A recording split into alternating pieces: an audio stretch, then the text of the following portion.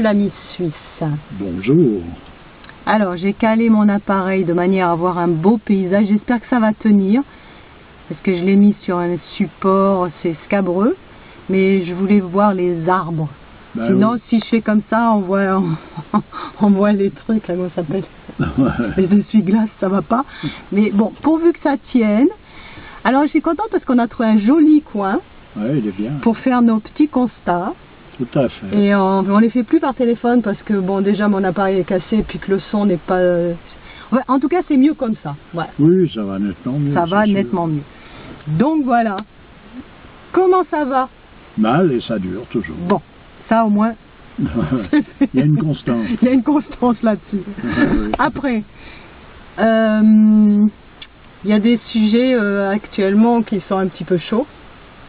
Oui, ça plein de sujets. Il semblerait qu'on vive sur une pétrolière. Oui, oh, bon, on est sur... oui, on est... Alors si je dis Fukushima par exemple. Ouf. Ça dit quoi? Je pense qu'on doit amuser la galerie de manière à ne pas les faire paniquer ou de pas, je sais pas quoi. Mais il est clair que le peu d'informations que j'ai pu avoir sur ce Fukushima, c'est une catastrophe. Et puis le nucléaire, c'est de toute façon une catastrophe en soi. Et il n'y a pas, normalement, s'il fallait prendre des mesures, qui sont d'ailleurs, à mon avis, trop tard, dans le sens que, à part le miracle, je ne vois pas ce qui peut mettre en place quelque chose. Oui, mais ça existe le miracle. Bien sûr. Bien sûr. Mais disons que Fukushima, c'est une catastrophe et qui est à la... On est à la merci d'une minute à l'autre, d'une seconde à l'autre, de l'écroulement d'une piscine là, qui est à 30 mètres de haut, qui contient des barres je crois, de plutonium, sauf erreur, d'une valeur de, je crois qu'il y a 265 tonnes. C'est-à-dire que, d'après les pronostics, l'hémisphère nord de la planète serait en fait un peu rayé de la carte si ça tombe. Oui, je te trouve bien catastrophique. Non, pas du tout. Catastrophiste. Oui, pas du tout, mais enfin disons, voilà, à présent, je ne sais pas dans quelle mesure, j'ai entendu parler qu'il s'est diffusé tout cet été depuis là-bas une radioactivité qui en une heure, ce qui se dégageait en une heure, c'était la valeur qu'une centrale dégage en 10 ans. C'est énorme.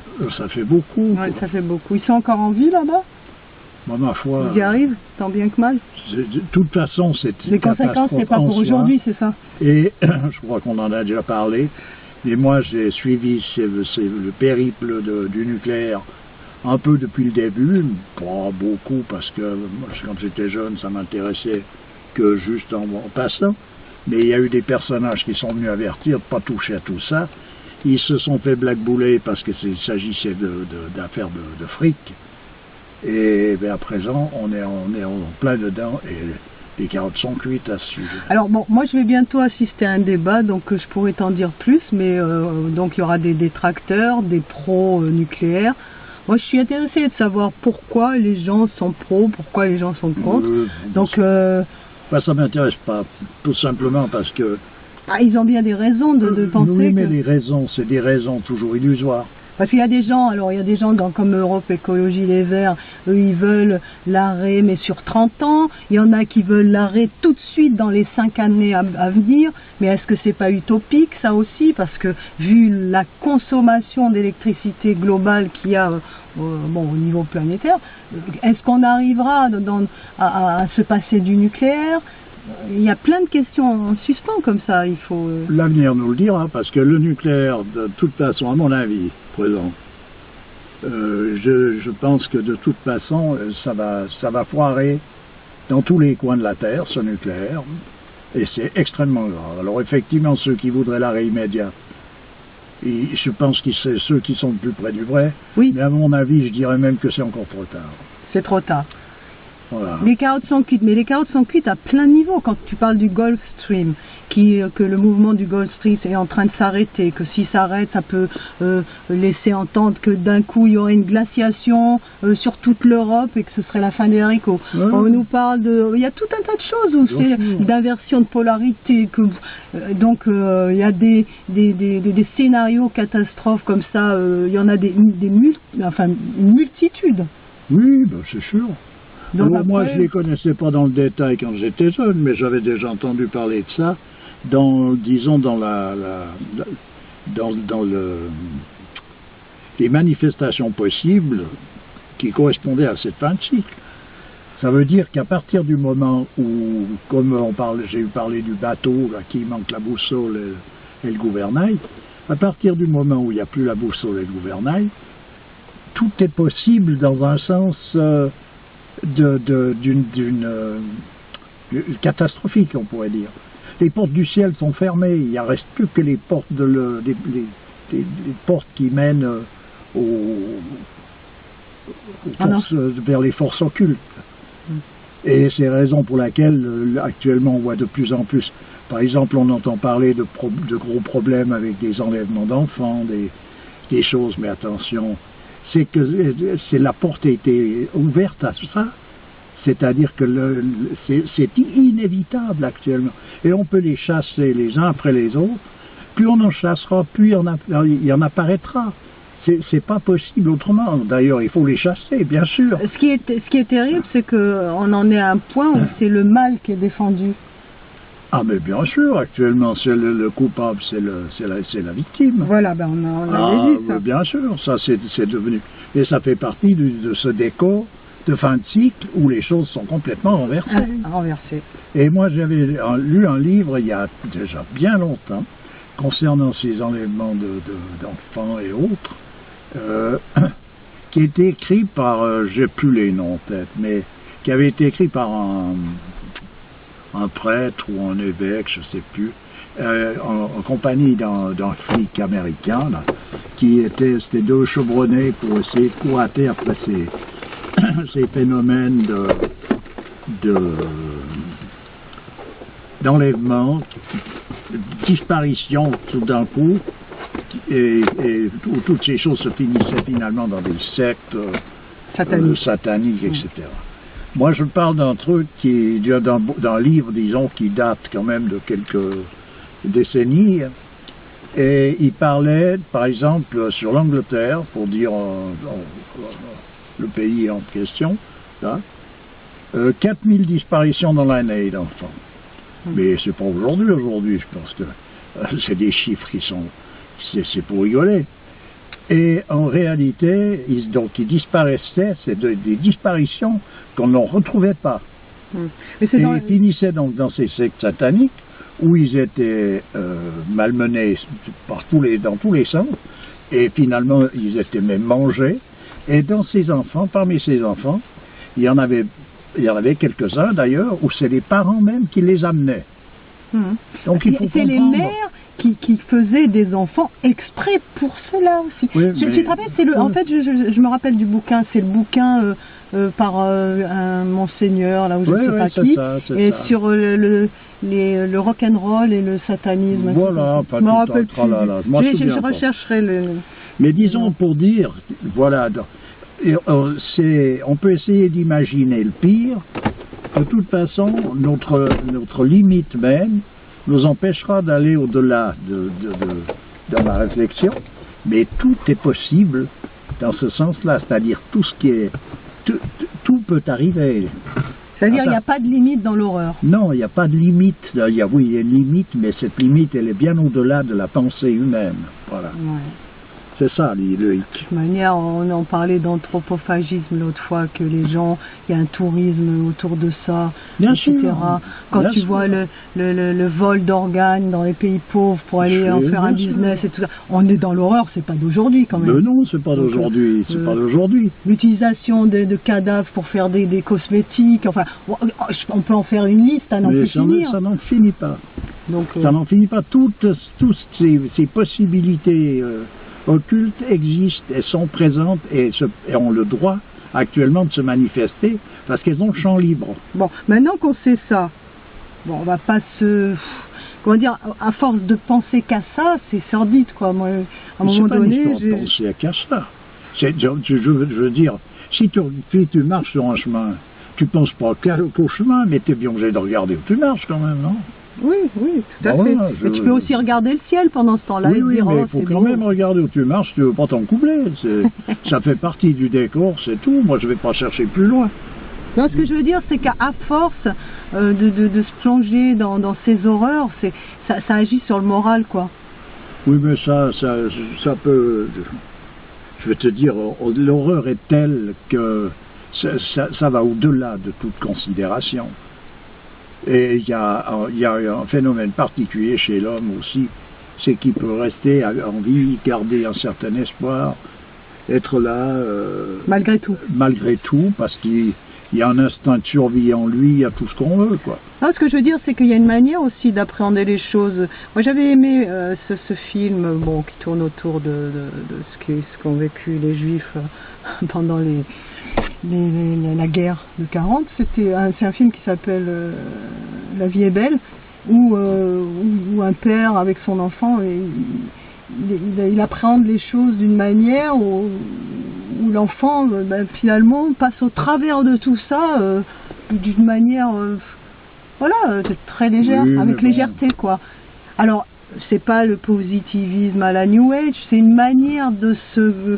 comment dire, de transmuter aussi une certaine réalité. Mais ça, c'est un cas particulier qui n'est pas donc une généralité, donc c'est un cas, qu'on puisse admirer ça et qu'on puisse participer de ça, ben, tant mieux. Mais je veux dire, de toute manière, là en l'occurrence, il ne s'agit pas de ces considérations-là, c'est simplement le constat d'un fait. Oui, tout à fait. On est là, dans cette pétaudière, voilà ce qui se passe en ce moment. Après, la raison pour laquelle les choses se passent de telle façon plutôt qu'autrement, on peut les chercher, mais ça, on ne les retrouvera pas dans des accumulations de faits les uns après les autres, etc. C'est simplement qu'on est en train de vivre la fin de quelque chose. Oui, tout à fait. Mais là, moi, je lance une réflexion. Est-ce qu'on ne peut pas influer dans la manière dont on vit, puisque c'est là que se joue notre libre arbitre, tu l'as assez dit, sur la continuité des événements, c'est-à-dire la manière dont on va percevoir les choses, dont les choses vont se présenter à nous, puisqu'on va rayonner telle chose plutôt que telle autre. Tu vois ce que je veux dire? Je veux dire, à force aussi peut-être de s'engluer dans ce genre de truc, à toujours avoir cette lucidité par rapport à tout ce qui va mal, est-ce que ça nous plombe pas à un moment ou à un autre? Non, là ça dépend... Sans vouloir faire la politique de l'autruche, hein, c'est pas ça que je veux dire. Non, moi je vois pas. Disons, pour moi ça n'empêche pas ni de dormir ni de rien, parce que s'il faut se laisser emporter par le courant, c'est tellement terrible et terrifiant que tu meurs instantanément. Exactement. Mais seulement, je veux dire, je vois pas pourquoi... comme je te dis, il faut regarder où tu marches. Oui, mais à un moment donné, c'est soit ça, alors soit tu prends à cœur et puis tu sombres, et soit tu arrives à une espèce de désensibilisation à force, tu vois. C'est pas une désensibilisation, parce que moi je ressens cette atmosphère tous les jours, tout le temps, à longueur de journée.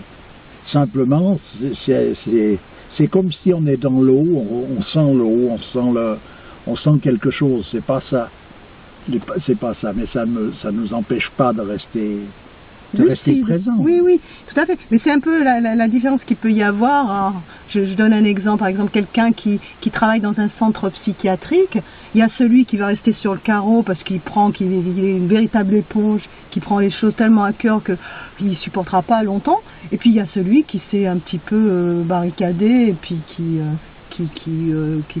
pour résister un petit peu à toutes ces influences un peu qui sont déstabilisantes, quoi. Mais ça veut dire quoi, barricader? Le problème, il est là, c'est qu'à un moment donné, il existe, ça veut dire qu'il faut reprendre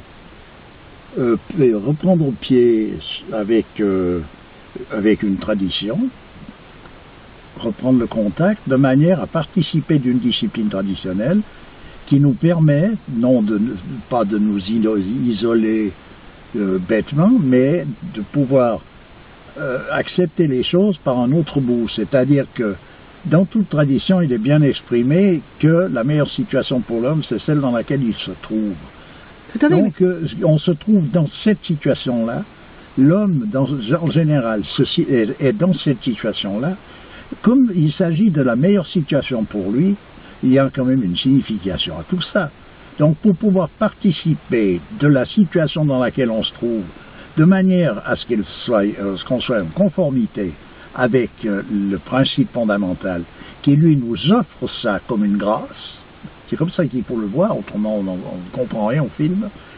Il s'agit donc de s'adonner à des disciplines qui correspondent à ces choses-là, de manière à pouvoir se positionner comme il faut. Alors, comment il fait, par exemple, le médecin légiste, qui ne fait pas toute cette trajectoire traditionnelle, ou je ne sais pas comment on dit, pour rigoler le soir en rentrant chez lui? Je suis pas... S'il fait pas, comment il fait celui qui fait pas, etc. On n'en finit plus. Non, mais je veux dire, je parlais de désensibilisation. Au bout d'un moment, pour se carapater, il faut se désensibiliser. Bien sûr. Voilà. Mais simplement cette désensibilisation, comment se fait-il qu'elle soit possible? On pourrait chercher aussi par ce bout-là. Comment se fait-il qu'on arrive à se désensibiliser à un tel point qu'on arrive à vivre et à côtoyer de l'horreur d'une manière continue, sans manifester quoi que ce soit. Eh ben c'est exactement ce qui se passe, parce que quand tu regardes le journal télévisé, tu peux regarder ça en mangeant tranquillement, sans état d'âme, et puis tu vois des morts, des ci, des là, des tralala, et puis en fait tu restes de marbre. Alors, il s'agit de quoi là? Il s'agit de quoi? De quelque chose, d'une aggravation de la chose en elle-même, ou bien d'une grâce offerte à l'humanité de manière à ce qu'elle continue son mouvement, ou quoi? De quoi s'agit-il? Je pense que il y a deux phénomènes qui nous aident pas mal quand même, c'est le fait de pouvoir oublier et le fait d'occulter les choses. Sinon on tiendrait pas le coup, non? Je dirais que pour voir par exemple une autre façon d'envisager tous les événements sur cette terre, il y a par exemple, il est sorti un film là sur les prisons en Inde où ils ont résolu certains problèmes avec le Vipassana. Oui, je me souviens de cette expérience. J'ai les nouveaux liens parce que ça a disparu On les mettra. On les mettra, j'ai les nouveaux liens là qui m'ont été envoyés. Ah, c'est extraordinaire voilà, et chacun regarde ça. Et le résultat est que finalement, dans les prisons là-bas où ils ont appliqué cette méthode, le résultat est totalement différent que dans les prisons occidentales où on a pris des méthodes qui se veulent fabriquées par des savants, où on arrive à des résultats qui sont... Voilà.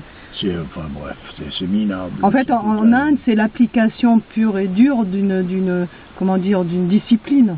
En tout cas, là, dans ce cas-là, on remet des personnages dans leur posture originelle, on les pousse dans cette direction, c'est de retrouver leur véritable nature, alors qu'ici, on les pousse dans la direction de continuer de s'embourber dans le monde du crime jusqu'au bout. Dans le monde aussi du mental, c'est-à-dire rester dans la... Oui, de par ce fait-là, ça c'est la démarche. Mais je veux dire, on aboutit à s'enfoncer dans le crime le plus profondément possible. Et puis le crime profond, on le retrouve chez des personnages qui ne sont plus en prison à partir de là. Parce que faut quand même bien, faut pas rêver, puis je sais pas quoi. Il faut quand même bien considérer qu'à un moment donné, la grande criminalité, le grand banditisme, on a bien vu de quel côté il était de la barricade. Il y a le grand banditisme officiel qui a tous les pouvoirs, et puis il y a le grand banditisme marginal, officieux, à qui on fait la chasse Parce qu'en fait, il s'agit simplement de concurrence déloyale, c'est tout. Hein. Non, mais il faut quand même pas. Bah ouais. Oh, c'est bon, bien. Je sais pas, moi je savais ça quand j'avais 7 ans. Alors je veux pas. Ah, t'étais précoce quand même. Oui, non, mais peut-être, c'est possible, j'étais précoce aussi. Mais je veux dire, je ne vois pas qui actuellement peut rêver, après l'honnêteté des personnages qu'on nous montre comme étant des vedettes, des leaders de... Actuellement, je vois autour de moi les gens, la manière dont ils parlent, même sur les réseaux sociaux, etc. Tout le monde, il y a quand même une conscience qui se réveille. J'ai en tout cas cette impression. Bon, alors, quelle vaut-elle cette conscience? Est-ce que c'est pas encore le truc pour noyer le poisson? On a fait en sorte d'amener l'homme à cet état de conscience, mais en fait, qui est quand même à côté de la plaque. Ou est-ce que c'est un réel état de conscience qui va amener l'homme à un changement bénéfique pour lui? Voilà, le changement bénéfique. Je veux dire, l'histoire, là, pour moi, la seule chose à laquelle on peut se raccrocher, c'est au miracle. En tout cas, tout ce que je vois, moi, c'est que les gens sont de plus en plus déprimés de prendre conscience des réalités dont on parle là, c'est-à-dire de toutes ces horreurs, etc. etc. D'où mes questions, là, mon questionnement, est-ce que ça nous amène vraiment véritablement... Bon, on sait qu'il y a de la misère, on sait tout ça, de toute manière, on est impuissant, sauf à nos niveaux où on peut faire comme ça, avec notre entourage des choses, mais bon, globalement, comme ça, on est impuissant, hein, c'est pas nous qui détenons comment dire, le pouvoir de changer les choses avec une baguette magique, hein. Donc, à quoi ça sert de toujours être à la recherche de comprendre le mal, en fait, les enjeux du mal, où il est, etc. Personnellement, je dirais que moi, c'est pas ma recherche. Voilà. Simplement, ma recherche consiste à essayer d'être à l'écoute de, si tu dis, celui qui dirige, eh ben, le grand dirigeant de tout l'ensemble de la manifestation. Eh ben, c'est lui qu'il faut arriver à écouter.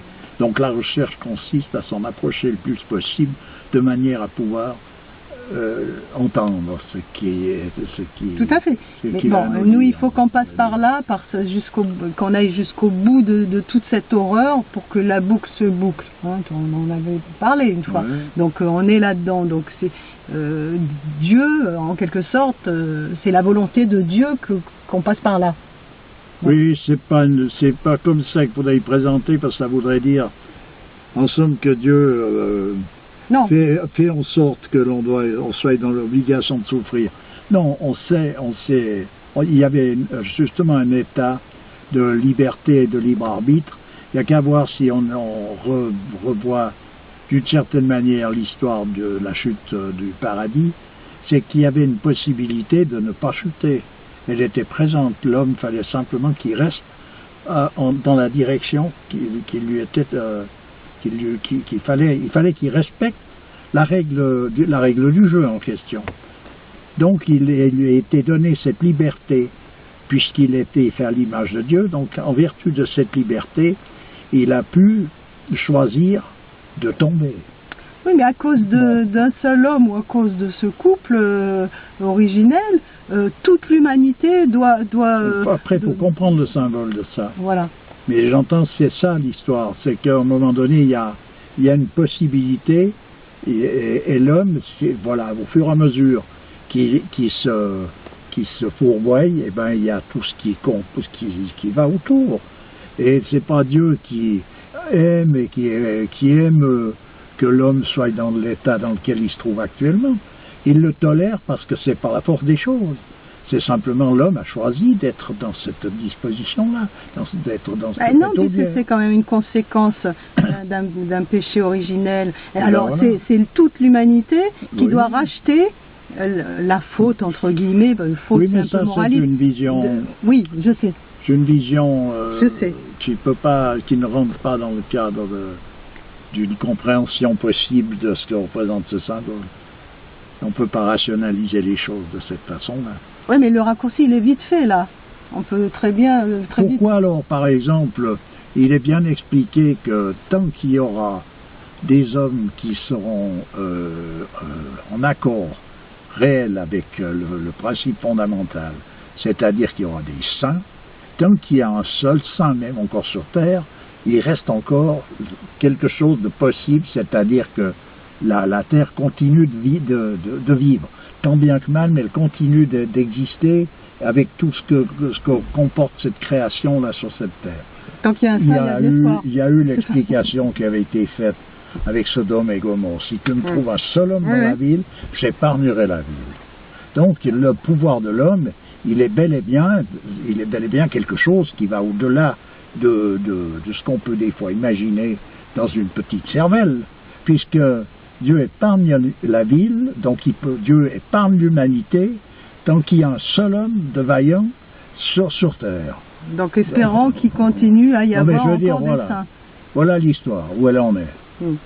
Bon, alors après coup, qu'il n'y ait plus, s'il n'y a plus tout d'un coup, c'est qu'il n'y a plus de raison, ça n'a plus de raison d'être.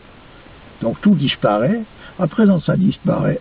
Mais puisqu'on va automatiquement vers cela. Ben voilà, mais je veux dire, on en fait une tartine parce que on considère les choses avec une vision profane, c'est-à-dire qu'est-ce qui, en réalité, qu'est-ce qui disparaît? Qu'est-ce qui a apparu?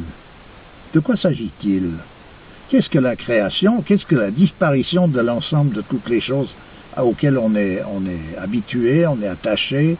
La disparition de la manifestation. Notre propre disparition en tant qu'individu, qu'est-ce que c'est? La disparition de la manifestation, c'est peut-être le retour au point central, à Dieu. Le retour au principe. Au principe. À un moment donné, il faut réenvisager les choses un peu différemment. Par contre, raison pour laquelle je conseille toujours à tout un chacun de prendre connaissance de personnages qui, eux, donnent des clés permettant de pouvoir aller tranquillement à la compréhension de la raison d'être de l'homme. Et on retrouve ça évidemment dans toute tradition authentique. Et c'est cette compréhension de la raison d'être de l'homme qui fait que l'homme retrouve sa posture originelle, et c'est là qu'il faut aller voir. Donc il n'y a rien d'autre à voir. Alors après, tout nous empêche d'y aller, et en même temps, tout nous facilite la tâche pour y aller. Parce qu'il n'y a pas une période qui a été plus propice, on pourrait dire, que notre époque, vue par un certain bout. Tout simplement parce qu'il ne nous est pas demandé grand-chose, puisqu'on est dans une incapacité. On ne demande pas à un infirme de courir, de faire le concours des 100 mètres aux Jeux Olympiques alors qu'il n'a plus de jambes. Donc on ne va pas nous demander plus que ce qu'on est capable de donner. Voilà, c'est bien expliqué qu'au début des temps, celui qui commettra un dixième sera damné. À la fin des temps, celui qui accomplit un dixième est sauvé. Ça veut dire quoi? Ça veut dire que finalement, on doit donner tout ce qui nous est possible de donner, mais il y a une justice réelle qui fait qu'on ne va pas nous demander plus que ce que l'on est capable de donner. Simplement, il faut donner tout ce qu'on est capable de donner. Voilà, il faut bien saisir que dans la réalité foncière, il n'y a pas d'injustice, il n'y a pas de... la miséricorde dépasse la rigueur. Ça veut dire que Dieu est toujours comme une mère avec ses enfants qui cherche constamment à les mettre dans une position qui est la meilleure pour eux, etc. Il ne faut pas les chercher midi 14 heures et commencer à en bardoufler les choses comme on entend par... Oui, mais regarde, la réalité, est-ce que c'est pas celle que l'on se projette? Parce que, voilà, on est conscient de toute la misère du monde, etc., parce qu'il y a les médias, parce qu'il y a ci. Tu vivrais dans une petite cabane, là, tranquille, tu regardes les étoiles, le ciel, les fleurs, etc. La vie est belle, finalement. Tu vois ce que je veux dire? La vie est belle. Non, c'est... Le soleil brille. Tu es imprégné. Oui, mais bien sûr, mais la vie est belle. C'est entendu, mais je veux dire... L'atmosphère qui règne actuellement sur cette planète, c'est une atmosphère où tu peux aller te cacher dans le fin fond de la montagne, la grotte la plus profonde, de toute façon, tu y es, tu es plongé là-dedans, point. Tu vas être à un moment donné assailli par des pensées Mais négatives. bien sûr, tu es assailli par un tas de trucs.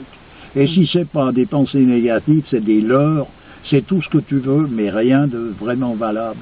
Et je vais te dire, tu peux aller au fin fond de je sais pas quelle montagne, il y a des tas de gens qui n'ont pas d'informations sur les événements, etc.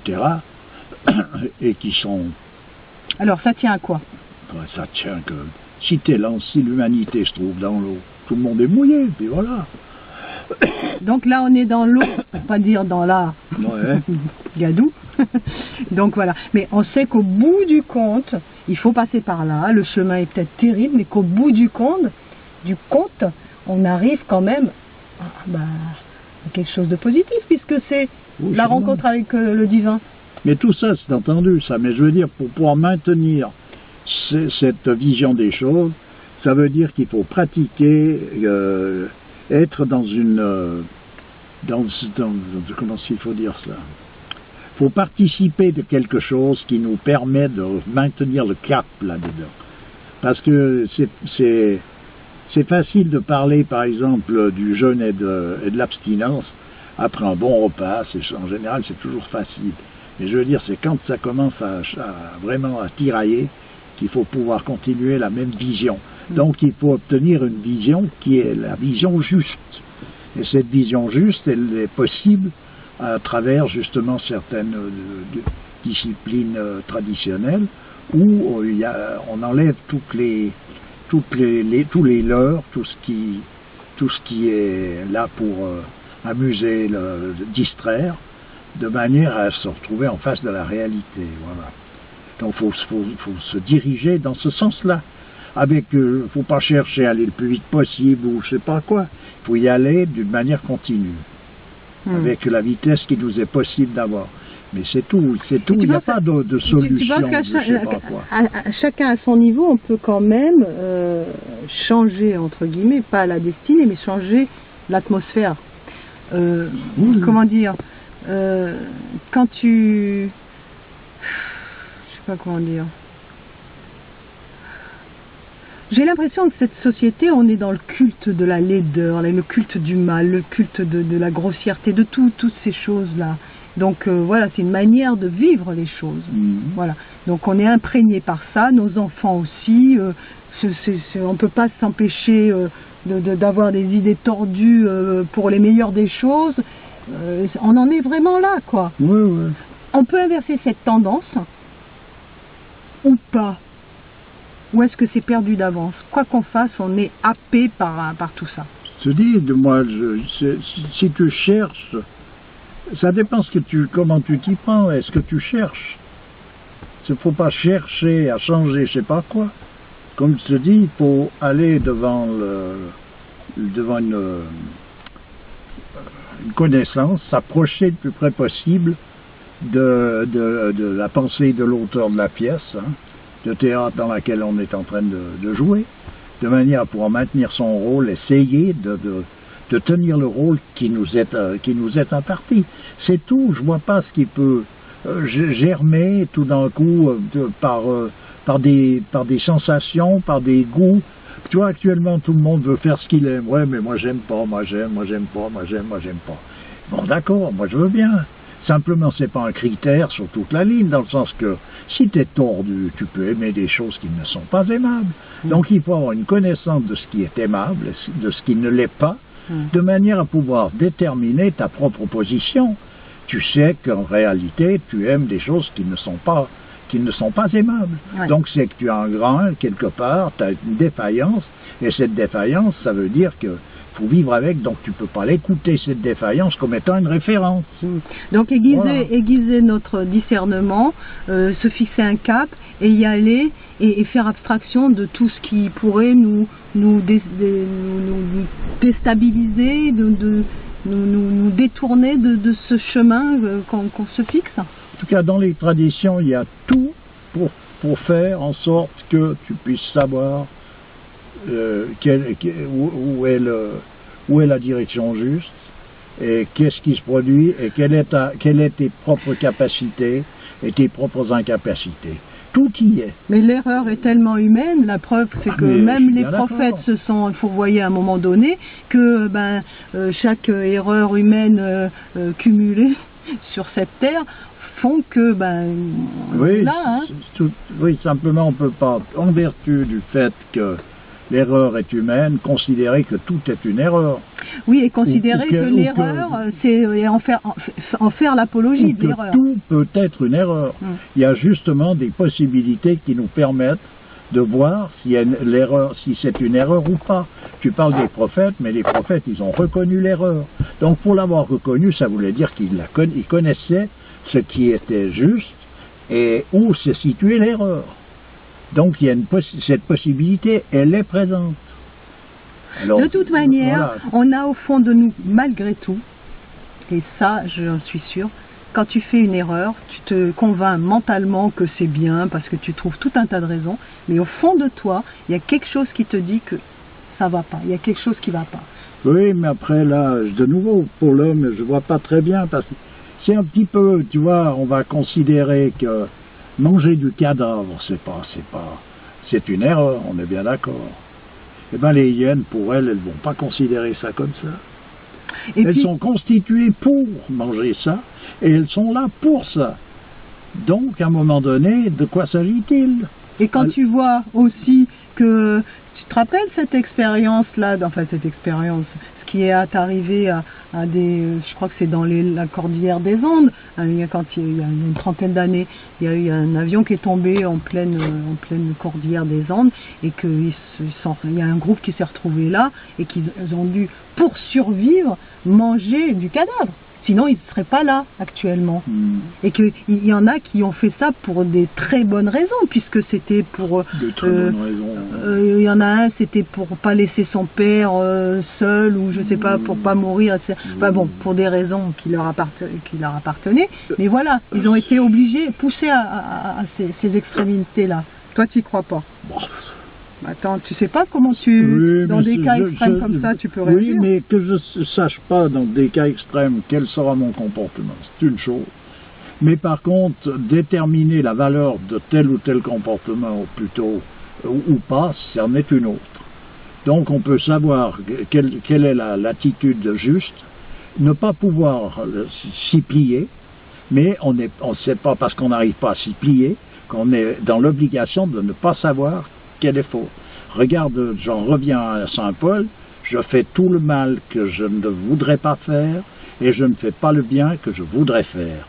Donc il y a une possibilité là chez l'homme qui est à méditer. Hein. Moi dernièrement j'ai vu justement sur Arte, il y a eu tout un documentaire sur cet épisode-là, et j'ai été assez impressionnée par la réflexion de ces personnages qui ont survécu et qui ont été amenés à ces extrémités-là. Et il y a vraiment une réflexion spirituelle. Ils ont été amenés à être poussés dans leur dernier retranchement et à percevoir quand même certaines choses de l'ordre du subtil. Et c'était très impressionnant, cette émission. Je sais pas si moi je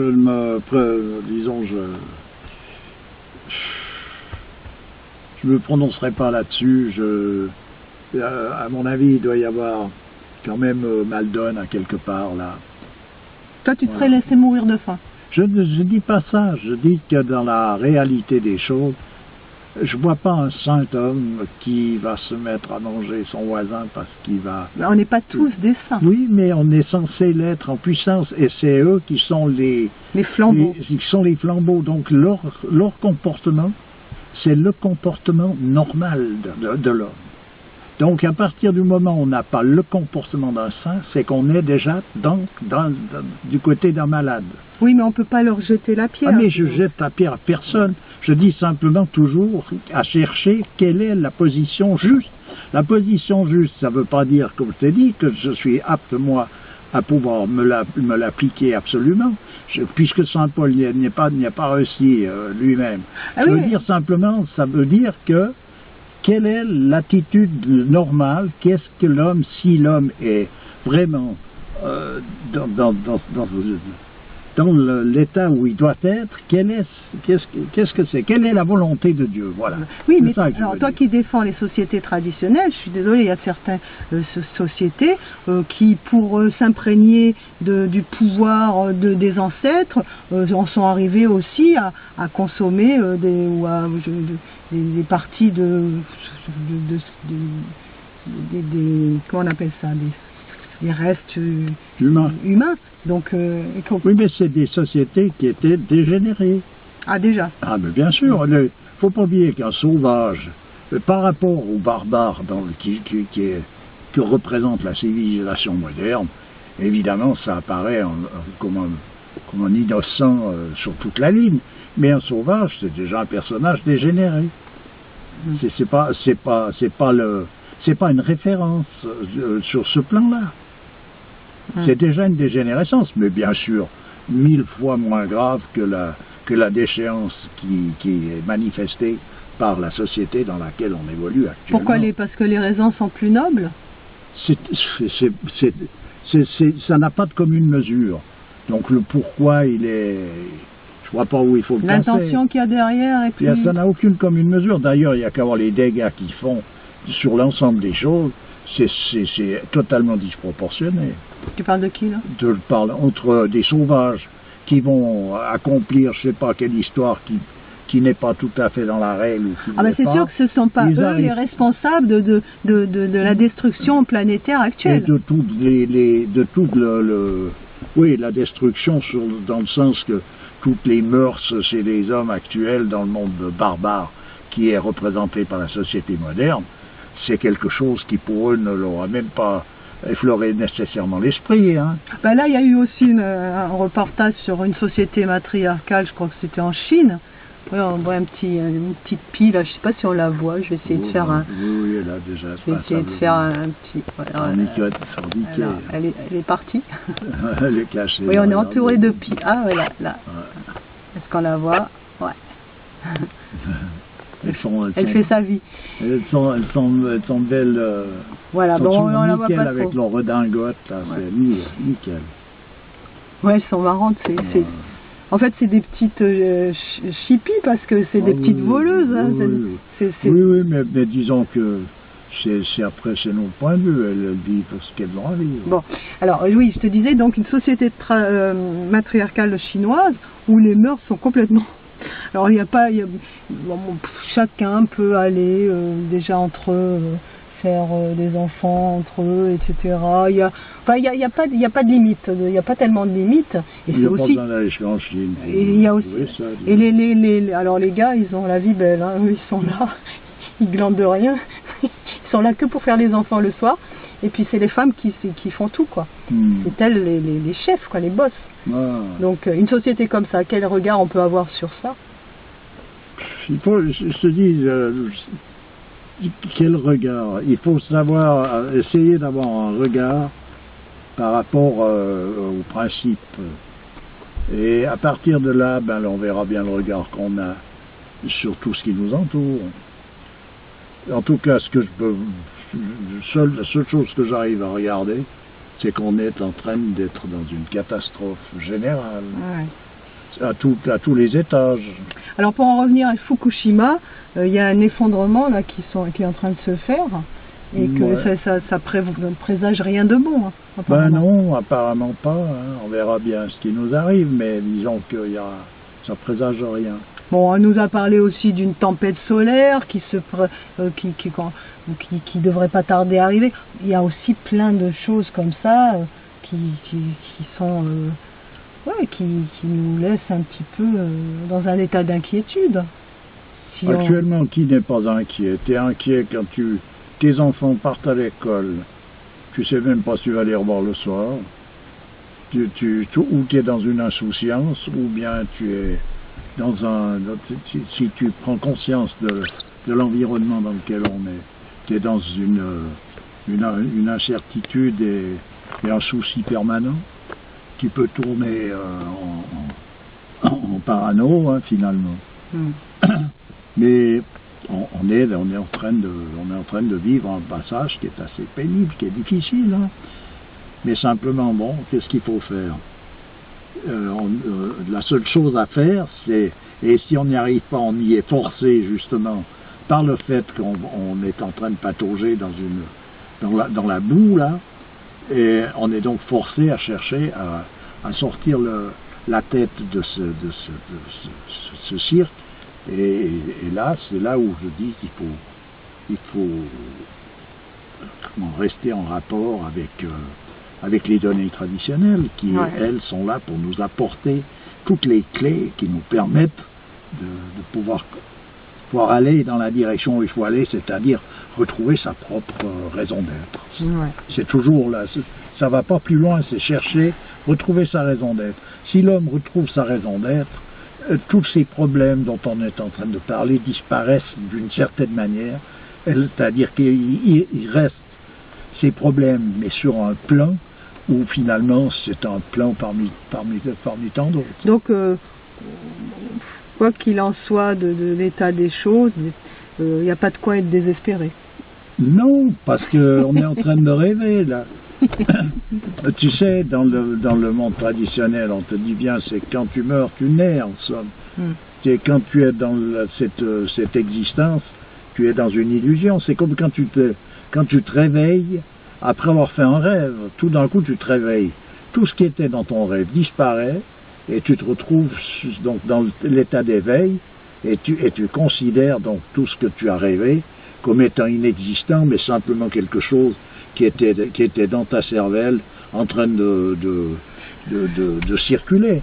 Alors que dans ce rêve, il y avait des milliers de choses qui se sont passées, des milliers de gens.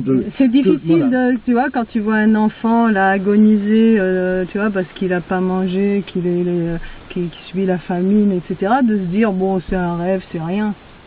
Non, mais c'est pas ce qu'il faut se dire, d'ailleurs. L'histoire, elle n'est pas là, c'est pas qu'il faut se dire ça. C'est un cauchemar, plutôt. Mais qu'est-ce que tu veux, si tu veux faire quelque chose pour rétablir l'équilibre, ben la seule chose à faire, c'est de retrouver l'orientation juste, et il n'y a que les saints qui maintiennent en équilibre encore le peu qui peut être en équilibre dans la manifestation. Donc on en revient bien à ça, la perception qu'on a des choses, la manière dont on vit les choses peut influer quand même sur le déroulement. Oui, mais pour autant que, bien sûr, mais simplement c'est pas la manière dont on vit les choses, c'est c'est l'état dans lequel on se trouve, c'est-à-dire qu'un saint homme qui est donc en rapport direct avec le principe, il est effectivement, on pourrait dire, le centre autour duquel gravite la manifestation, on peut dire, tu comprends? Puisqu'il est le représentant même de ce principe. Et c'est autour de ce principe, qui est le moteur immobile de Platon, on peut dire, que tout le mouvement s'effectue. Donc il faut rechercher comment est-ce qu'il faut dire, le contact des saints. Donc on a des possibilités à travers les diverses traditions de pouvoir avoir un contact on sait ce qu'ils ont laissé comme trace, même en Occident, quand je parle souvent de la petite Thérèse de Lisieux, qui pour moi, voilà quelqu'un, si on écoute bien ce qu'elle est venue nous donner comme indication, attention, c'est de l'or. Et c'est de l'or de qualité. Parce que j'imagine qu'un saint, c'est pas la politique de l'autruche qui fait, c'est quand il a ce détachement par rapport à tout. Bien sûr que non. Voilà. Donc ça veut dire que la vision qu'il a, elle est la vision la plus juste. Et nous on voit les choses par le travers. Alors il faut écouter ces personnages-là, il faut prendre contact avec, vivre en compagnie de ces personnages-là, pour pouvoir comprendre quelque chose. Parce que c'est pas évident, alors comment faire pour traverser tout ça sans être indifférent, en même temps ne pas être trop atteint, être dans le juste, quoi, dans la voie du milieu, quoi. C'est pas évident, hein. Non, mais c'est pas une question d'évidence, mais est-ce que c'est évident d'être à côté? À côté de la plaque? Bah non. Bah voilà, donc il n'y a rien, on va pas parler d'évidence, hein. Ouais. Tu vois, je te dis, c'est pas facile à résoudre vraiment. Mais disons que il faut prendre contact avec ces personnages-là, avec les saints, les sages, qui ont jalonné le parcours depuis la nuit des temps. Et eux sont l'expression même de l'attitude que doit être, dans laquelle doit être l'homme. Voilà. Donc, si on n'y est pas, c'est qu'on n'y est pas, mais c'est pas eux qui y sont pas, ou on va pas commencer à juger, je sais pas quoi. Donc, pour obtenir cette position-là, il existe dans les traditions, tout est là pour permettre cette possibilité-là. Une petite dame comme Thérèse de Lisieux, elle est l'épouse du Christ. Donc, qu'est-ce que ça signifie être épouse de Jésus? Alors après, on peut tourner ça dans tous les sens. Toujours est-il salir ça, l'embellir bidon. Toujours est-il qu'elle elle était dans l'axe. Exactement dans l'axe. Donc elle a pratiqué à la lettre ce qui correspondait à cette donnée-là. Donc elle était mariée avec Jésus. Elle y est restée fidèle jusqu'au bout. Et puis voilà ce qu'elle a fait. Là. Et bien, résultat, quand on entend ce qu'elle a donné comme indication dans toutes les situations dans lesquelles elle s'est trouvée, c'est merveilleux. Je veux te dire, c'est une merveille. Et puis à un moment donné, la vérité la porte de preuve, puisqu'elle est la preuve. C'est de toute beauté. Et bien voilà, c'est tout. Et elle a bien expliqué qu'elle était dans l'incapacité de pouvoir faire quoi que ce soit. Ce qui veut dire qu'elle se réfugiait dans les bras de son Seigneur, de manière à ce que lui indique constamment ce qu'elle avait à faire, parce que d'elle-même, elle était incapable de faire quoi que ce soit qui pouvait avoir une valeur quelconque. Mais quand tu lis ce qu'elle dit, c'est merveilleux, c'est la beauté. Et pourtant, elle ne vivait pas dans le monde des bisounours, hein, c'était loin de là. Elle a souffert, elle a traversé des épreuves, elle a, comme tout un chacun, comme nous, pas plus, pas moins, enfin, je veux dire, et arriver à cet état, et être aussi belle, continuer à être belle, continuer à transmettre la beauté dans un monde qui n'est pas toujours. Pour en venir à Thérèse de Lisieux, j'ai sous les yeux quelque chose là. En parlant de sa première communion, elle dit: ce jour-là, notre rencontre ne pouvait plus s'appeler un simple regard, mais une fusion. Nous n'étions plus deux. Thérèse avait disparu, comme la goutte d'eau qui se perd au sein de l'océan. Jésus restait seul, il était le maître, le roi. C'est parfaitement d'aplomb, et c'est exactement la même expression qu'on va retrouver au fin fond de l'Inde, dans la tradition de l'Inde, avec cette goutte d'eau qui rejoint l'océan, qui, une fois dans cet océan, n'est plus différenciable de l'océan lui-même. Voilà. Et une petite gamine, parce que c'était une gamine, moi je sais, elle est morte à 24 ans. Puis donc, la première communion, ça se fait pas... Voilà. Avoir ce genre de réflexion, c'est extraordinaire. Ben oui, ben c'est extraordinaire, mais c'est les flambeaux. Voilà. Voilà le flambeau. C'est pour ça que... C'est aussi, ça peut être une référence, tout ce qui est le mal, etc.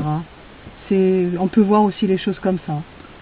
D'ailleurs, à la loi des opposés, s'il n'y avait pas le mal, le mal pas dans le sens moraliste évidemment, mais on ne se rendrait pas compte de la beauté, de la grandeur du bien, de la vertu, enfin de la valeur. Voilà, mais on ne peut pas mettre sur le même tableau les choses, dans le sens que le mal, c'est une absence de bien, mais le bien n'est pas une absence de mal. Oui, et puis le bien a une ascendance sur le mal, évidemment.